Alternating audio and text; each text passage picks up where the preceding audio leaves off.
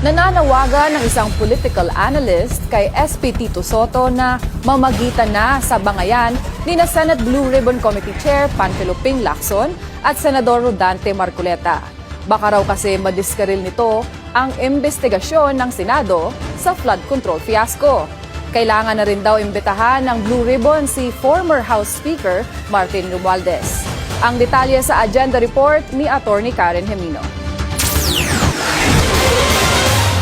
Panahon na para isang tabi ang parliamentary immunity at imbitahan si dating House Speaker Martin Romualdez sa flood control probe ng Senate Blue Ribbon Committee.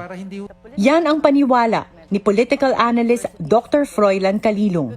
Sa At the Forefront ng Billionaire News Channel, sinabi ni Calilong na ang hindi pag-imbita ni Committee Chairman Panfilo Lacson kay Romualdez ang isa sa mga dahilan kaya inaakusahan siya ni Senator Rodante Marcoleta ng pagprotekta sa mga kaalyado ng Malacanang. For example, former Speaker Martin Romualdez, he has been cited by several people that are also implicated in this scandal. Several whistleblowers also mentioned his name, but he failed to appear.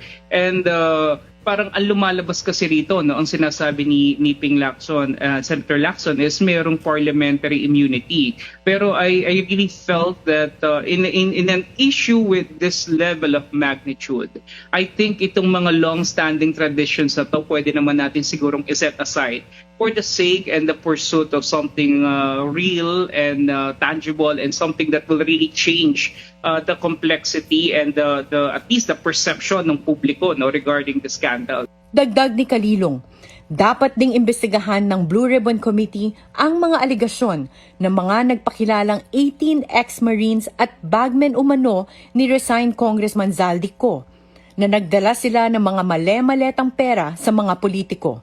I feel that the Senate could be a good option, primarily because there are, members of the minority in the Senate that, may create a particular level of questioning and interpolation that may actually bring us forward to the truth and to, closer to the realization of what this scandal is really all about. Bagamat hindi na bago ang bangayan sa pagitan ng mga senador, nananawagan si Calilong kay Senate President Tito Sotto na mamagitan na kay Lacson at Marcoleta. Nagkakapersonalan na raw kasi ang dalawa at hindi ito maganda sa mata ng publiko. Para sa agenda, Attorney Karen Gemino, Billionaire News Channel.